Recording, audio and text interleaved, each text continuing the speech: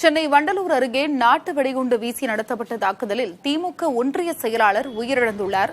இது பற்றிய கூடுதல் விவரங்களை செய்தியாளர் உதயகுமாரிடம் கேட்கலாம். உதயகுமார், நாட்டு வெடிகுண்டு வீசி நடத்தப்பட்ட தாக்குதலில் திமுக செயலாளர் உயிரிழந்துள்ளார்.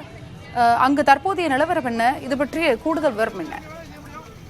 அருணா, காட்டாங்குளத்தில் ஒன்றிய செயலாளரும் காட்டாங்குளம் ஒன்றிய குழு துணைத் தலைவருமான ஆரமுதன் வண்டலூர் பகுதியில் நாளை பேருந்து நிலையம் திறக்கப்பட உள்ளது.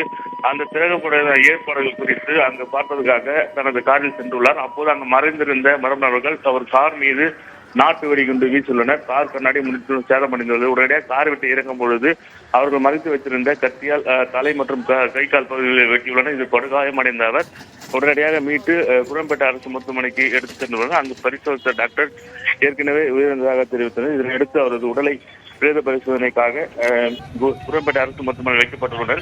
இவர் முன்விரோத காரணமா அல்லது வேறு ஏதாவது காரணமா என ஓட்டேரி காவல்துறையினர் விசாரணை மேற்கொண்டனர். இந்த சம்பவத்தால் அந்த பகுதியில் ஒரு பதற்றமான சூழல் ஏற்பட்டுள்ளது.